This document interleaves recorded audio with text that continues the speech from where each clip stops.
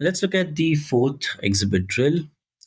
Now, this is a SaaS company revenue breakdown. Let's again scan the base parameters. Below, we have the benchmark as a percentage of client total revenue, right? And this is client as a percentage of total revenue. Okay, so for each of the revenue streams, right? Potential revenue streams, this gives a breakdown, right, as percentage of revenue, right? So what we see here is client has 60% of his revenue coming from subscription, while typical peer companies or peer benchmarks have only 55% coming from subscription, right?